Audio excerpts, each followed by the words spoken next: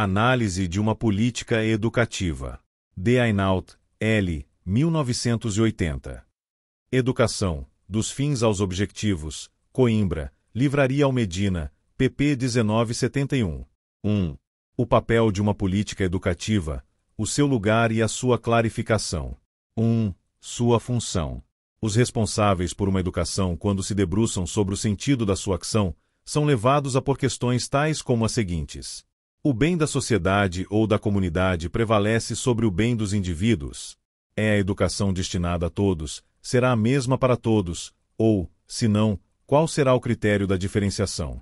A educação deve antes de tudo transmitir uma tradição, ou deve pretender integrar o indivíduo no mundo actual, ou até prepará-lo para o mundo de amanhã e, neste caso, que hipótese adoptar para caracterizar esse mundo? Esta situa-se relativamente a uma política de tradição, de mudança ou de revolução. Que margem de decisão é deixada aos cidadãos, aos alunos e aos professores? Qual será a natureza da relação entre estes? Que grau de formalização será necessário dar à educação? Qual deve ser a duração da educação? As respostas a estas questões permitem circunscrever uma política educativa. A função desta é, pois, definir prioridades e traçar eixos. Fazendo isto, ela apoia-se sobre valores sociais, morais e políticos mais ou menos organizados numa filosofia da educação. Uma política educativa pode ser precisa, imposta, geral e planificada ou, pelo contrário, vaga, deixada ao acaso do humor individual, mas tanto num caso como no outro ela existe nos factos. O termo de política implica uma certa consciência da filosofia da ação educativa, e uma certa estratégia na sua realização, mas, mesmo que estes caracteres falhem, poderemos falar de uma política educativa implícita para designar as linhas de força ou as tendências que sustentam as ações educativas.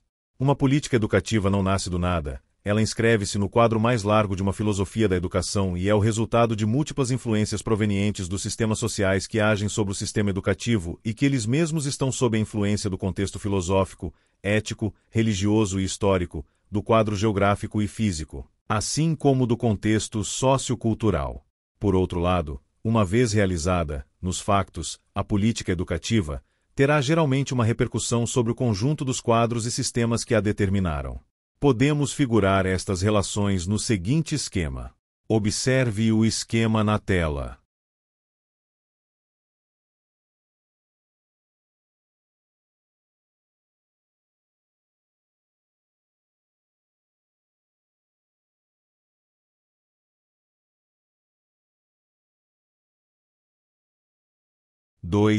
Seu lugar. O nosso propósito não é estudar como se elabora uma política educativa, embora a questão seja muito interessante e não tenha recebido até agora a atenção que merece.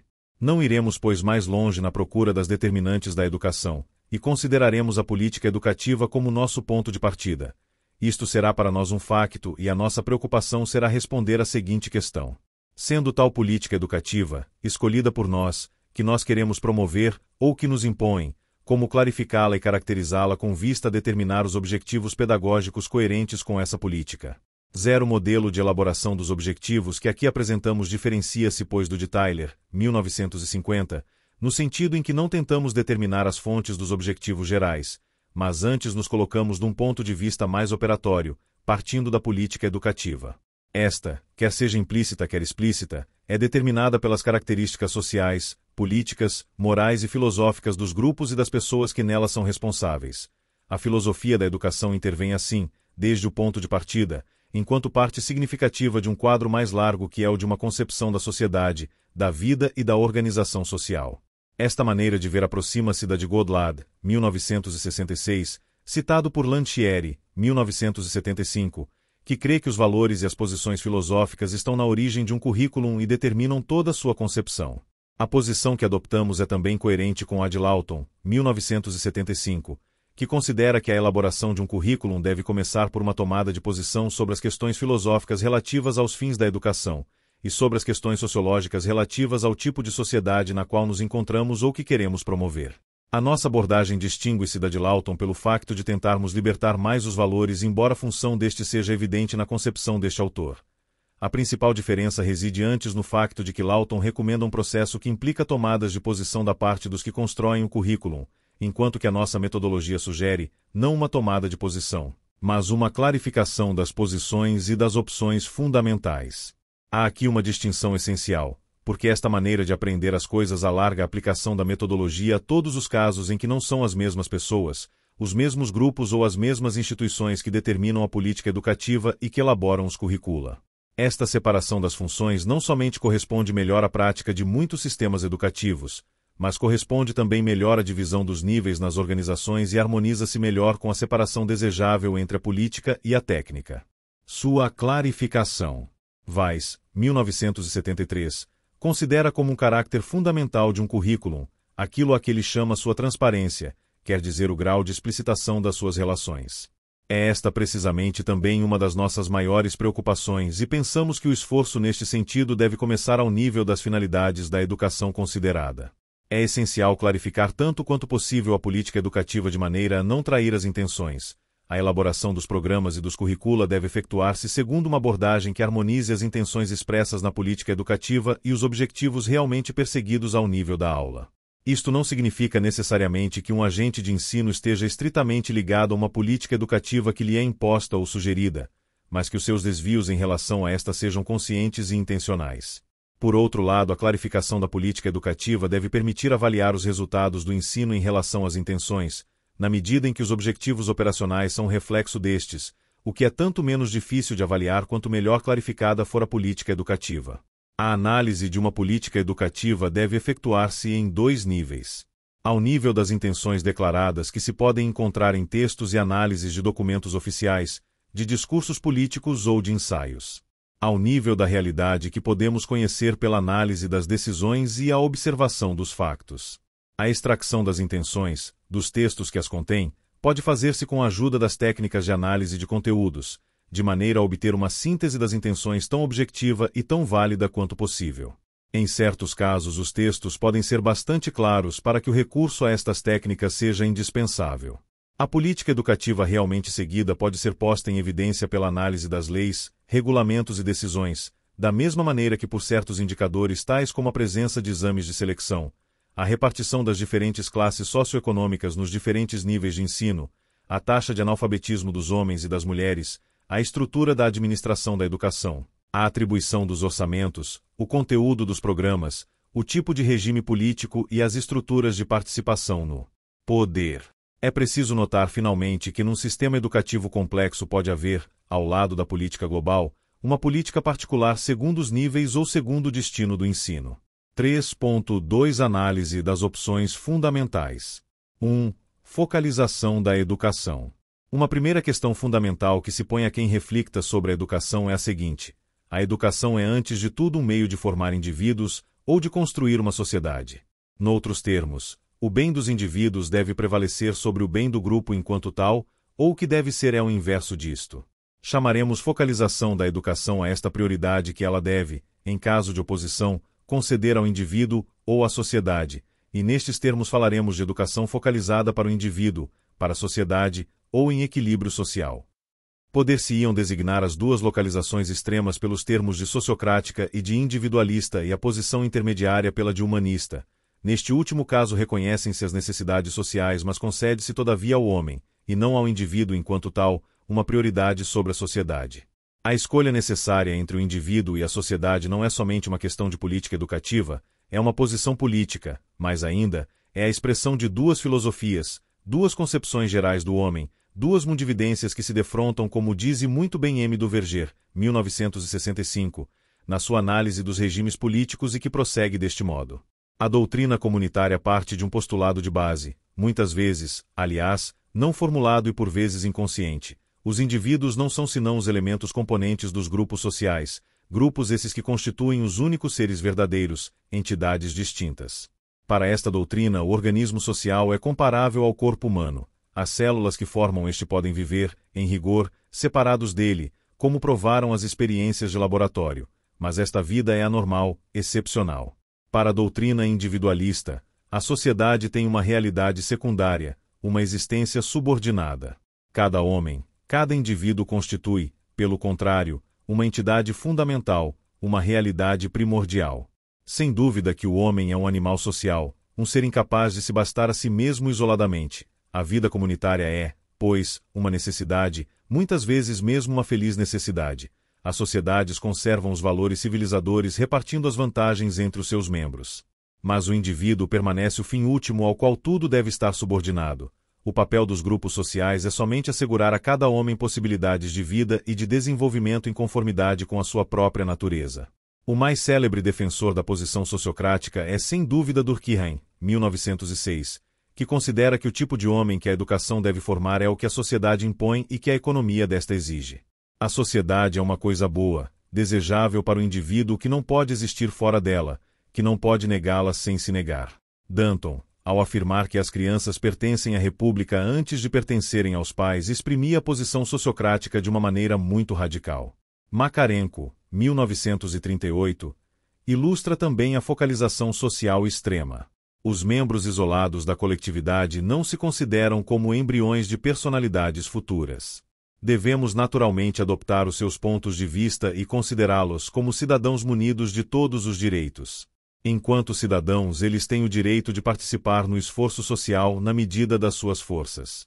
Participam nele, pois, não por via pedagógica mas pelo seu trabalho, quer dizer, sem malbaratar o material, mas antes fabricando coisas úteis, e não por altruísmo ou interesse pessoal, mas no seu entusiasmo para ganhar a sua vida e da coletividade, e eles respondem com seu trabalho, com todo o rigor requerido. Fez-se a coletividade que absorve aquilo que fizeram de útil e o que fizeram de mal. Todos os nossos métodos decorrem deste ponto de vista fundamental sobre a coletividade infantil.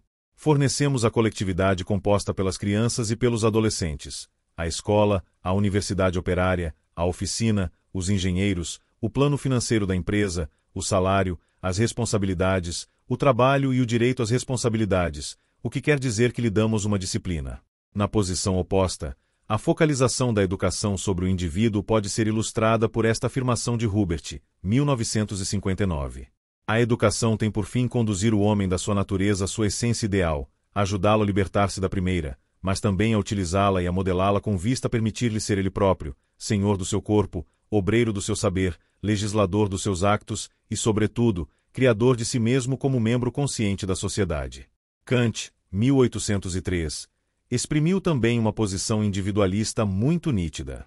A ideia de uma educação que desenvolve no homem todas as suas disposições naturais é absolutamente verdadeira.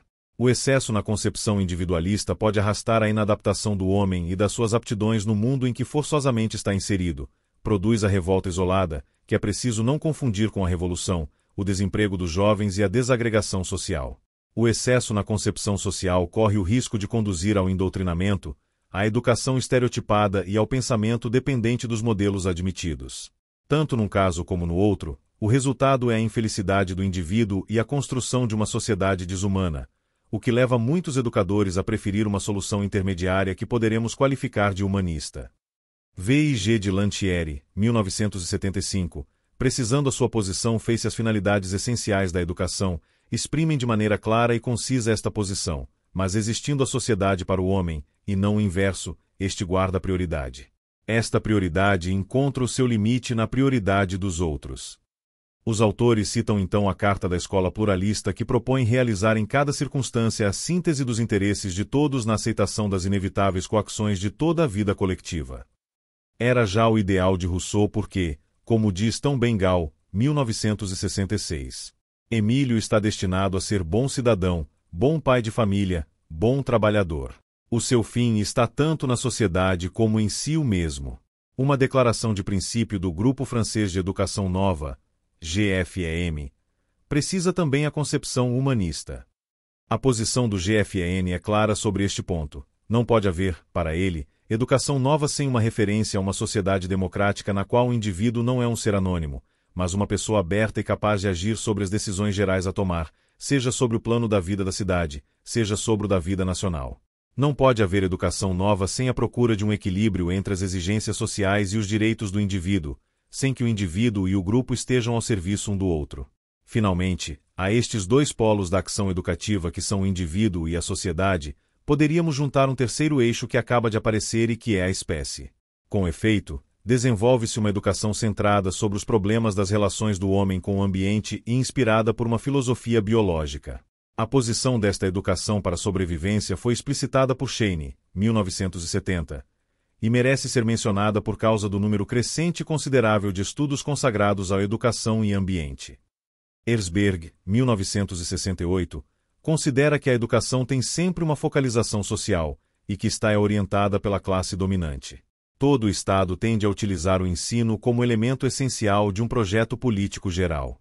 Na maior parte das nações da Europa Ocidental, a escolaridade obrigatória até aos 16 ou 18 anos é certamente chamada a substituir-se ao serviço militar obrigatório para fazer entrar a maioria da população no molde social desenhado pela classe dominante. Esta afirmação leva a aprofundar o problema da focalização da educação e a pô-lo da seguinte maneira: quem deve obter o maior proveito da ação educativa? Por proveito, é preciso entender a palavra no seu sentido mais elevado e mais vasto, como também na sua acepção mais pragmática.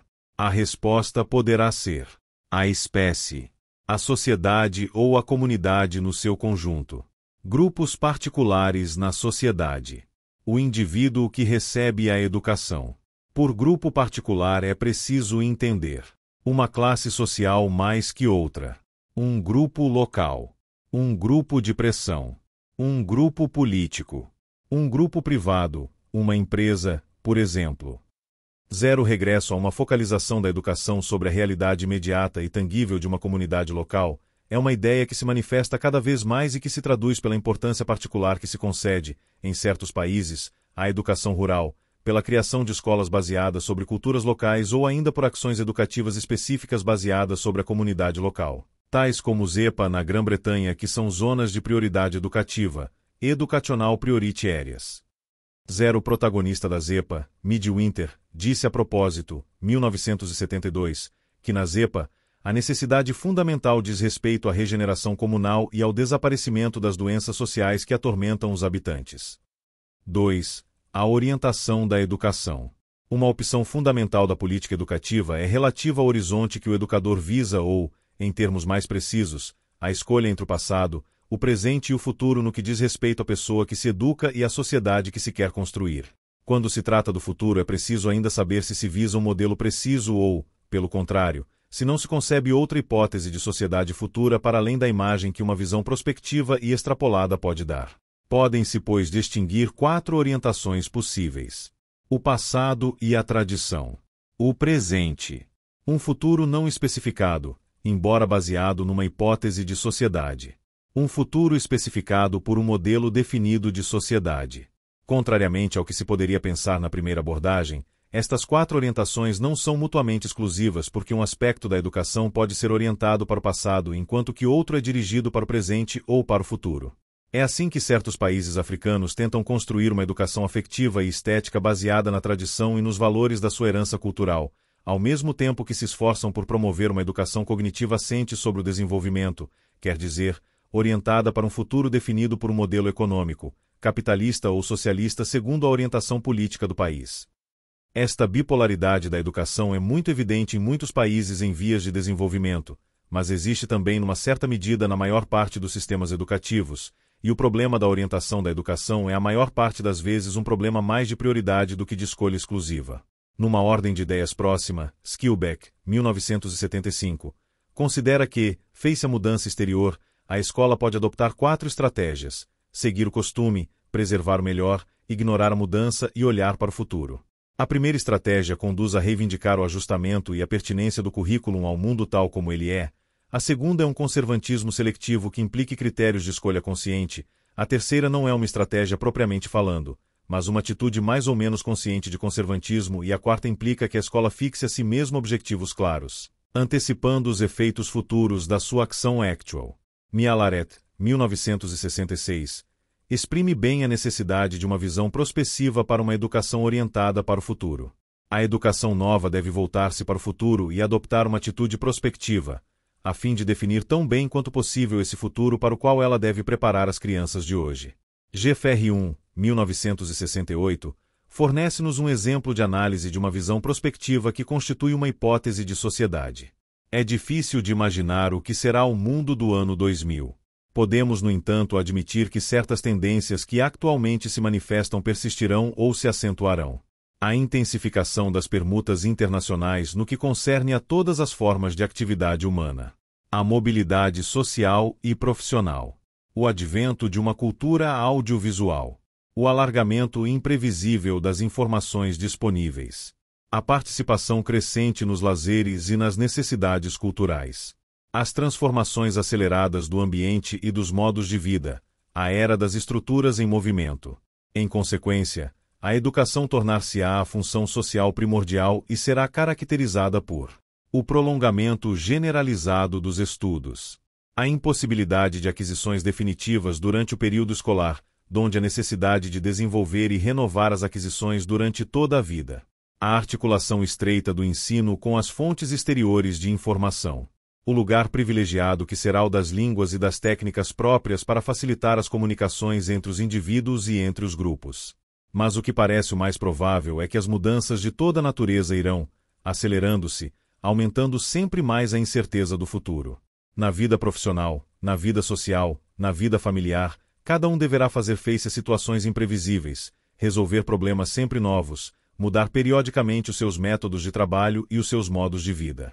A interação entre a focalização da educação para o indivíduo ou para a sociedade e a sua orientação para o passado, o presente ou o futuro, leva a perguntar se a finalidade da educação é a de preparar o indivíduo a inserir-se numa sociedade passada, presente ou futura não especificada, ou se ela deve antes de tudo contribuir para realizar um modelo de sociedade futura, preparando os homens a inserir-se nesse modelo, o que conduz à sua inadaptação ao modelo actual e constitui uma estratégia para o modificar ou destruir. Noutros termos, trata-se de saber se a educação deve ser um fim em si ou essencialmente um instrumento de ação ou de pressão política. O problema é, aqui, ainda uma questão de prioridade entre o fim educativo em si e a concepção da educação como meio de provocar transformações na sociedade e, descrita nestes termos, a questão revela bem que não há aqui incompatibilidade mas hierarquia porque é bem evidente que, para mudar as coisas, é preciso também mudar os homens. Existem, aliás, posições intermediárias entre a prioridade absoluta dada a uma ou a outra opção. Entre estas é conveniente citar o importante movimento do reconstrucionismo, e mais particularmente, do reconstrucionismo social cujos defensores se situam entre os dois extremos, com uma margem bastante larga de variação. Eis, por exemplo, uma declaração de Metcalfe e Hunt, 1970, que ilustra esta posição. Foi definido por vezes um currículo como pertinente pelo facto de dizer respeito aos problemas da juventude. Não é perfeitamente correto. É mais pertinente implicar os jovens no estudo dos problemas da cultura mais vasta na qual os seus problemas pessoais encontram a sua origem. Os estudos históricos e culturais são muitíssimo pertinentes quando nos ajudam a prever o futuro ou a fazer a transição. Voltaremos mais adiante a esta concepção transformista da educação. Queremos sobretudo fazer notar aqui que, sem negar o interesse das necessidades individuais, muitos reconstrucionistas admitem mais ou menos explicitamente que um dos fins da escola é o de preparar o advento de uma nova sociedade. É preciso também notar que, para alguns, Skilbeck, 1973, o reconstrucionismo tem mais um caráter cultural que social. Tornaremos ao assunto quando examinarmos as concepções da cultura na política educativa. 3. A dinâmica política. As finalidades da educação estão inevitavelmente, ou felizmente, segundo os pontos de vista, ligados à política e, como fazem notar Kirsch e Walker, 1971, é surpreendente que este termo não seja reposto no índex das obras sobre o currículo, TYER 1949, Taba 1962, etc. É assim que a natureza e a intensidade das transformações que as forças políticas querem introduzir determinam também a natureza e a intensidade das transformações que deve introduzir a educação que assenta sobre essas forças políticas. Poder-se-ão assim conceber três opções essenciais na dinâmica política da educação: o conservantismo, o progressismo, a revolução. Um outro aspecto importante da dinâmica política na educação e que foi sublinhado por Berlach, 1970, é a medida na qual a política educativa visa mudar as relações entre o cidadão e a sociedade. Podemos, sob este ponto de vista, encarar 5 características. A educação pode tender a aumentar ou a diminuir o poder do cidadão relativamente ao Estado, a influência do cidadão no sistema social, a tensão social ou política, as diferenças entre cidadãos, o sentido, pelo cidadão, do seu próprio valor pessoal. Finalmente, uma característica importante da política educativa é também o modelo político para o qual ela prepara eventualmente o aluno. Para só citar os princípios, podemos referir-nos aos seguintes modelos: totalitário, democrático ocidental de tipo presidencial, democrático ocidental de tipo parlamentar, democrático popular de tipo soviético, democrático popular de tipo chinês, anarquista. 4. A abertura e a política de eficácia da educação. Designaremos sob o termo global de abertura 4 características importantes e muito ligadas de uma política educativa: a extensão do público visado, o regime de acesso aos diferentes níveis, a seletividade no interior dos diferentes níveis, a possibilidade de acesso para diferentes idades. 4.1. A extensão do público visado. A maior parte das intenções educativas expressas tendem a aumentar todos os benefícios da educação. A realidade está, neste domínio, por vezes muito afastada do discurso ou do ideal. Não existe nenhum país onde todos os homens beneficiem da mesma maneira de todas as possibilidades da educação. A extensão do público alcançado pela educação pode ser calculada pela taxa de escolarização nos diferentes níveis: primário, secundário geral ou técnico e superior, não universitário ou universitário. A política educativa passada, no que diz respeito à abertura, reflete-se na evolução da taxa de escolarização. A política expressa é revelada pelas declarações e projetos relativos à evolução futura desta taxa, nos diferentes níveis. A taxa de escolarização não é um indicador perfeito da abertura da educação porque existe uma educação extraescolar ou, mais exatamente, não institucionalizada, mas na hora actual a parte desta no esforço educativo é ainda muito pequena para que possa afetar, de maneira substancial, as conclusões baseadas sobre a taxa de escolarização. Um outro indicador da extensão do público visado é a duração da escolarização obrigatória. Finalmente, um aspecto particular extremamente importante da extensão do público abrangido pela educação é a taxa de analfabetismo e a sua evolução. 4.2. O regime de acesso aos diferentes níveis. Podemos distinguir, neste domínio, 3 escalões de abertura. O acesso aberto no qual nenhuma condição é exigida à entrada. O acesso totalmente aberto não existe a não ser ao nível primário, todavia com restrições de idade. O acesso limitado, por condições de diploma, por um exame de entrada, por condições não funcionais, custo, nacionalidade, privilégio, opinião política. O acesso muito restrito, por um concurso, por condições não funcionais. 4.3. A seletividade no interior dos diferentes níveis. Esta característica depende do nível de competência exigido à entrada e da eficácia do ensino. É bem evidente que o primeiro factor diz respeito à política educativa porque depende da vontade dos responsáveis da educação e está sujeito a pressões de natureza política, exigência dos patrões ou, no sentido oposto, tendência para generalização dos diplomas. O segundo factor, a eficácia do ensino, escapa sem dúvida parcialmente à vontade dos responsáveis, mas não é de todo estranha a ela. É também na política educativa que se inscreve a opção por um ensino eficaz e a execução dos meios que aí conduzem, investigação, formação de professores, etc. A seletividade no interior de um nível pode ser apreciada pela relação do número de finalistas diretos, que não repetiram, com o número de primeiranistas correspondente. Quanto mais fraca é esta relação, maior é a seletividade. A taxa de repetição, quer dizer, a relação do número de alunos que frequentam o grau repetindo, com o número de alunos que entram, pode ser também um indicador da seletividade, se considera o aumento da taxa de desperdício, quer dizer, a relação do número de alunos que abandonam com o número de alunos primeiranistas no mesmo magote. Na mesma ordem de ideias, a relação da duração média dos estudos com a duração mínima no grau é também um indicador interessante da taxa de desperdício porque pode aplicar-se a sistemas de ensino individualizado ou sistemas que não se apoiam sobre as estruturas habituais da educação. 4.4. As possibilidades de acesso nas diferentes idades. A educação deveria ser permanente, já ninguém põe em dúvida. Zero problema está em que a realização deste ideal implica meios e exige escolhas. A política educativa fixa ou sugere até onde se pode ir no ideal da educação permanente. Podem distinguir-se diferentes modalidades. A educação limitada à formação inicial. A formação continuada, reciclagem, ano sabático, etc. A educação permanente, inicial e continuada.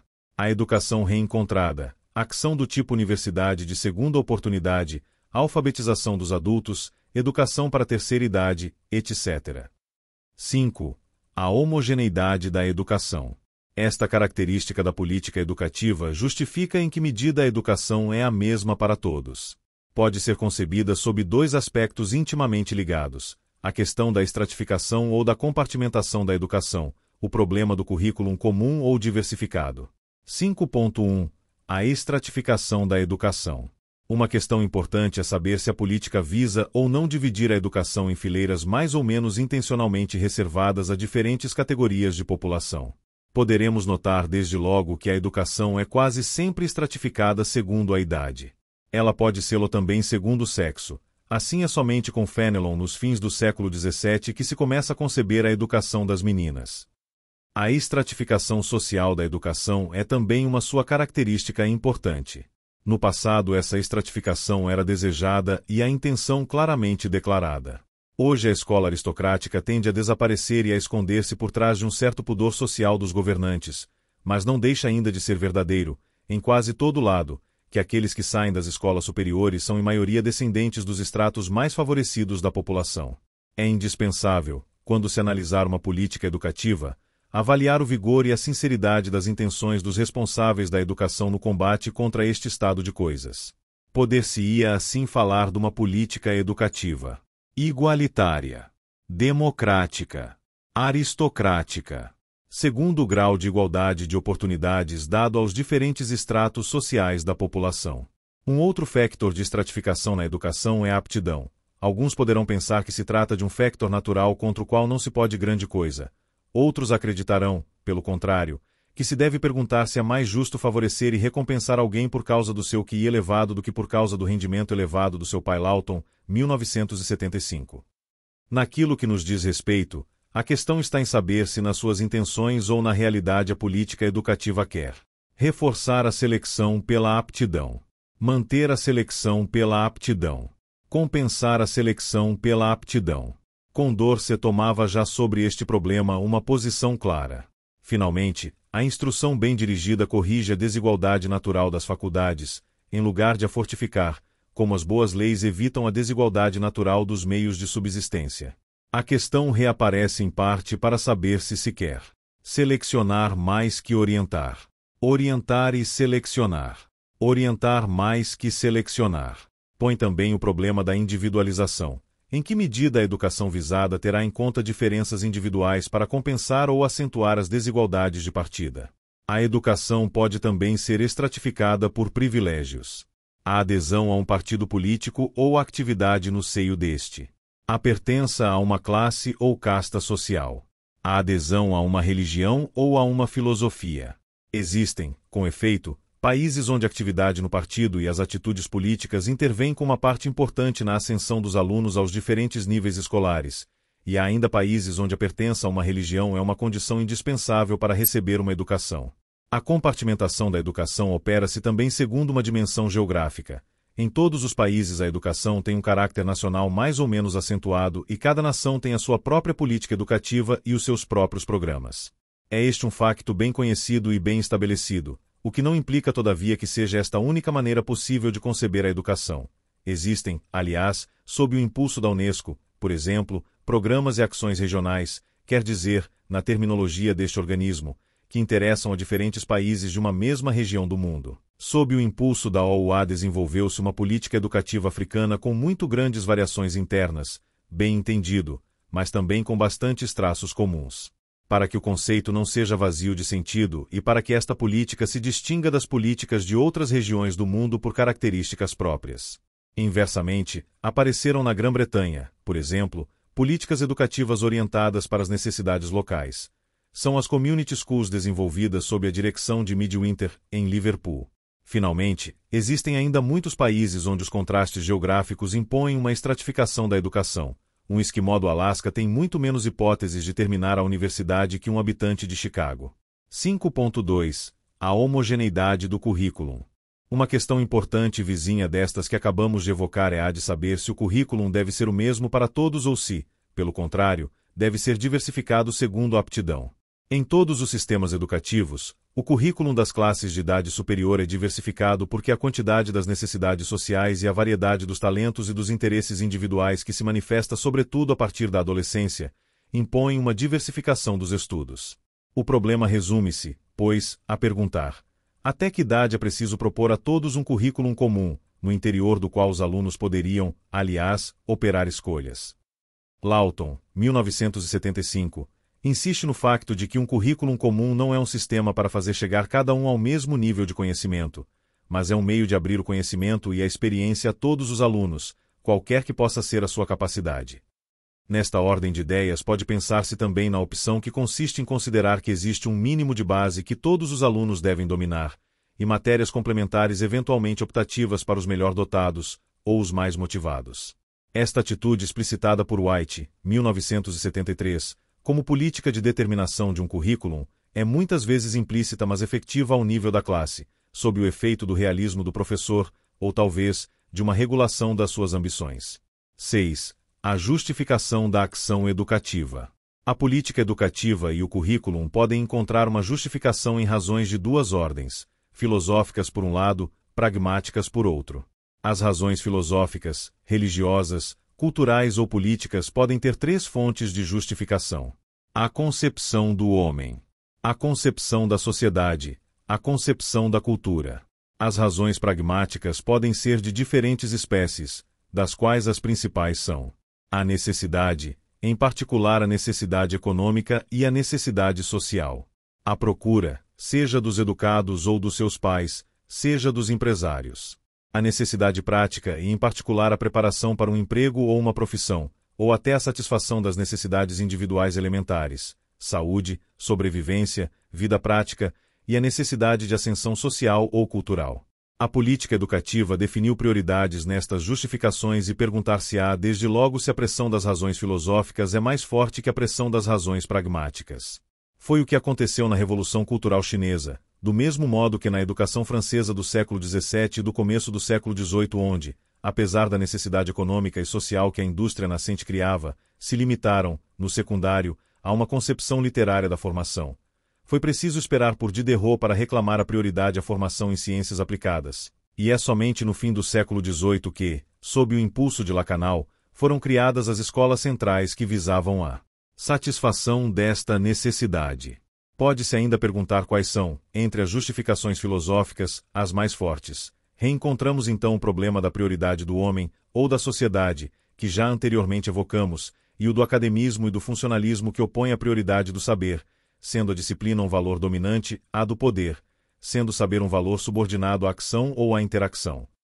Do mesmo modo, podemos interrogar-nos sobre as prioridades no interior das razões pragmáticas. Por exemplo, numa educação planificada a necessidade prevalece sobre a procura, enquanto que, numa educação liberal, é em princípio o inverso. 7. A margem de liberdade e de participação. 7.1. A partilha do poder de decisão.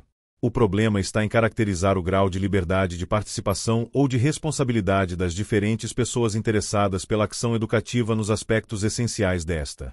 Para simplificar, fixaremos somente 4 categorias de interessados: a instituição escolar, o agente de ensino, o aluno e os cidadãos, compreendendo entre estes os pais. No que diz respeito aos aspectos essenciais da ação educativa, consideraremos 3: a escolha dos objetivos, a escolha dos meios ou dos métodos e a avaliação. Finalmente, podemos considerar 4 graus de participação dos interessados nestas 3 fases da ação educativa. A liberdade total que, por sua natureza, não pode ser concedida senão a uma única categoria de interessados. A participação que implica a partilha de um poder de decisão entre os interessados e os dirigentes. A responsabilidade que não comporta participação na decisão, mas deixa uma certa margem de iniciativa ao nível da execução. A submissão que exige a execução estrita, sem participação nem iniciativa. Para caracterizar um sistema educativo determinado, podemos representar as fases da ação educativa e as pessoas interessadas. Neste quadro indicar-se-á por 1. A ausência de participação ou a submissão. 2. A responsabilidade de execução. 3. A participação. 4. A liberdade. 7.2. A descentralização. Por fim, a partilha da decisão e da responsabilidade da educação pode ainda fazer-se segundo uma dimensão geográfica ou segundo uma divisão sectorial, geralmente de natureza religiosa. No que diz respeito à dimensão geográfica, poderá perguntar-se qual é a extensão do poder de decisão e autonomia aos níveis nacional, regional, províncias, departamentos. Local, cidades, comunidades, institucional. A propósito da divisão sectorial, investigar-se-á se existem redes paralelas de ensino e em que medida estas são aceites ou encorajadas. Redes toleradas, mas desencorajadas. Toleradas sem encorajamento. Toleradas e reconhecidas. Toleradas e subvencionadas. Estes diferentes graus de tolerância em presença das redes educativas paralelas refletem também, numa certa medida, o caráter descentralizado ou não da política educativa. 8. As relações do docente e do aluno. A política educativa orienta, pelas suas instituições e os seus regulamentos, as relações entre docentes e alunos. É bastante raro que elas fixe porque, no interior de uma classe ou de uma instituição, largas margens de variação são muitas vezes possíveis. Poderemos distinguir, neste domínio, 4 categorias que vão do ensino muito direto do mestre para o aluno, a uma diretividade inversa. O docente concede o saber, a sua ação é centrada sobre ele mesmo. O docente reconstrói o saber, tem uma função de guia e ponto de animador. A sua ação está centrada sobre o aluno. O docente é um catalisador, facilita o processo de ensino sem orientar ou nele participar, e responde à solicitação dos alunos. O docente é ensinado.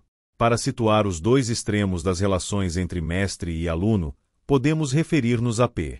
Freire, 1970, que opõe a noção de educação arregimentada, Benkin, à de educação libertária. Na primeira concepção, o mestre onisciente ensina uma matéria que ele escolheu a alunos reputados ignorantes que o escutam passivamente numa classe em que a disciplina é baseada na autoridade pessoal do mestre.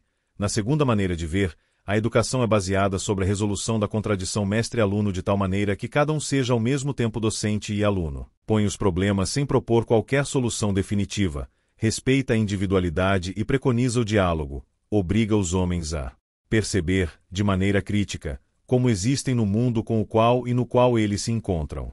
Estas duas visões, pelo caráter caricatural de uma e idílico da outra, definem bem os dois polos da concepção dos papéis do aluno e do professor. Esta não é, como se poderá crer, essencialmente uma questão metodológica. É também, talvez antes de tudo, uma questão de política educativa. Não foi por acaso que, neste domínio, citamos P. Freire. O seu propósito é essencialmente político e filosófico e as duas concepções que ele descreve são para pôr em relação com a finalidade essencial da educação. Segundo este autor, a abordagem escolar arregimentada é uma política de opressão que faz dos homens depositários, ajustáveis e susceptíveis de ser facilmente dirigidos e dominados, enquanto que a educação que põe problemas é uma prática libertadora, revolucionária e política. Ela não favorece, nem pode favorecer, os interesses do opressor porque põe a questão por quê e, continua P. Freire, os dirigentes revolucionários deveriam adoptá-la desde o começo, em vez de escolherem provisoriamente a educação centralizada. Entre os dois extremos que Freire põe em oposição, situa-se a educação centrada no aluno com uma participação ativa deste, não somente na construção do seu saber, mas também na escolha das suas opções. Uma posição mais avançada que consiste em não admitir para o docente senão a função de catalisador, e em não tolerar a sua intervenção na orientação do processo educativo é representada pela corrente de pedagogia institucional que ilustraremos por duas tomadas de posição esclarecedoras da função docente tal como ela é concebida nesta perspectiva. Em que se torna o docente neste sistema? Ele não está excluído, ou ausente, como numa pedagogia de laissez-faire, mas intervém no quadro e segundo as modalidades fixadas pelos alunos. Ele torna-se um instrumento ao serviço dos alunos que podem, segundo o caso, utilizá-lo pouco ou, pelo contrário, pedir-lhe para fazer exposições, precisar certos pontos, entrar em discussões com eles, etc. O princípio é que ele se limite em responder à solicitação dos alunos. Lobrot, 1966. O pedagogo pode intervir sem que tenha solicitação explícita da parte do grupo? Pode ele, por exemplo, fazer propostas de organização? Isto é perigoso, porque o grupo confrontado com problemas difíceis tem tendência a remeter-se a alguém mais experimentado para tomar as decisões em seu lugar. É indispensável, no nosso ponto de vista, que o pedagogo se atenha estritamente ao princípio da solicitação, quer dizer, que não intervenha antes que o grupo se tenha entendido para formular uma pergunta explícita. Isto cria uma angústia e um certo pânico entre os indivíduos. Mas estas não são necessariamente desfavoráveis. Tanto o psicanalista como o monitor do grupo de ensaio aceitam-nas e consideram-nas mesmo como uma etapa necessária. Lapassade, 1971. 9. A flexibilidade e formalização. A política educativa pode encerrar a educação nas estruturas rígidas e instituições com caráter muito formal ou, pelo contrário, abri-la para ações não formais fora do quadro de instituições rígidas. É esta distância que separa a escola dos séculos passados da sociedade sem escola. Deverá, pois, caracterizar-se uma política educativa pela primazia que ela concede à ação educativa no quadro de instituições rígidas, de instituições flexíveis, de ações em que o aluno fica fora das instituições. A escola tradicional inscreve-se no primeiro destes escalões, a universidade aberta no segundo, a sociedade sem escola, a televisão educativa, os centros multimédia de autoformação pertencem ao terceiro nível. Seria lamentável, neste ponto, não citar Illich, 1971, que propõe a mais larga abertura e a mais larga flexibilidade para a educação. Um verdadeiro sistema educativo deveria propor-se 3 objetivos. A todos os que querem aprender, é preciso proporcionar acesso aos recursos existentes, e não importa em que época da sua existência. É preciso em seguida que aqueles que desejam partilhar os seus conhecimentos possam encontrar qualquer pessoa que deseje adquiri-los. Finalmente, trata-se de permitir aos portadores de ideias novas, aqueles que querem afrontar a opinião pública, de se fazer ouvir. 10. As relações entre os fins e os meios. A política educativa pode definir ou implicar a prioridade dos fins, relativamente aos meios, ou a prioridade inversa. É surpreendente e paradoxal que uma política educativa, que é uma fase de orientação da ação, possa conceder uma prioridade aos meios em prejuízo dos fins porque, fazendo isto, ela nega-se a si mesma. Todavia, na realidade dos factos, e embora a opção seja raramente reconhecida, acontece muitas vezes que a adopção de uma doutrina, de um método, de um conteúdo ou mesmo de um utensílio, guia a ação educativa mais que os fins para os quais devia tender e ser remate. Isto não é novo e não faltam os exemplos onde a educação consiste, antes de tudo, em fazer latim, fazer ensino por grupo ou fazer televisão, transformando, a maior parte das vezes de maneira inconsciente, o que não é senão um meio, num fim. Por vezes também trata-se de uma política educativa consciente que pesadamente se engana, ou procura, por um subterfúgio, introduzir à força uma mudança considerada como boa em si, ou eventualmente justificada por finalidades que não se querem esclarecer, ou que se querem dissimular. 11. O equilíbrio dos domínios. Uma questão importante é saber a que domínio a educação que se estuda ou que se visualiza se deve particularmente consagrar. Dar-se-á prioridade ao domínio cognitivo, ou antes ao domínio afetivo, ou ainda ao domínio psicomotor. Noutros termos, a educação em questão deve visar desenvolver o espírito, a personalidade afetiva ou as capacidades físicas. Muitos educadores, mas não todos, muito longe disso, pretendem realizar um equilíbrio entre os domínios citados, consistindo o problema precisamente em tentar determinar onde situam este ponto de equilíbrio. Uma educação orientada principalmente para o domínio afetivo, mas comportando uma componente cognitiva importante e uma componente psicomotora muito fraca, seria representada pelo ponto A.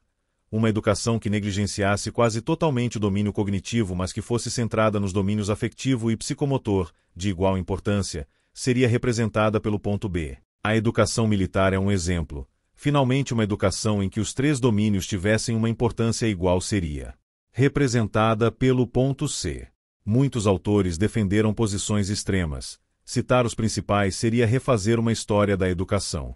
Em geral, e particularmente na hora actual, insiste-se muito nas declarações de intenção sobre os objetivos afetivos, e é verdade que os conhecimentos não são nada sem as atitudes que os tornam operantes, mas, da intenção à realidade, a distância é grande e, nos factos, muitas políticas educativas estão ainda particularmente assentes sobre o domínio cognitivo. 12. A coerência e a hierarquia das opções fundamentais. O estabelecimento de uma política educativa não revela trabalho científico, e não é caso para espantar, ou lamentar sequer, observar aí, quando se analisa, contradições e defeitos de coerência. Isto radica em parte no facto que razões afetivas ou políticas levam por vezes a desejar alcançar fins que, considerados racionalmente em todas as suas implicações, aparecem como dificilmente compatíveis. Por outro lado, as incoerências podem também provir do facto que uma política educativa raramente é obra de um só homem, e que o acordo e a coordenação entre os responsáveis raramente são perfeitos, particularmente quando, a nível superior, não é imposta uma linha precisa. Numa certa medida, as incoerências na política educativa são o preço da liberdade e da maleabilidade no sistema educativo. Para quem deve pôr em execução a política educativa, as suas incoerências e as suas contradições são embaraçosas e devem ser resolvidas com plena clareza. Para se alcançar isto, é preciso tentar definir as hierarquias entre as opções fundamentais e os limites que estas mesmas hierarquias põem.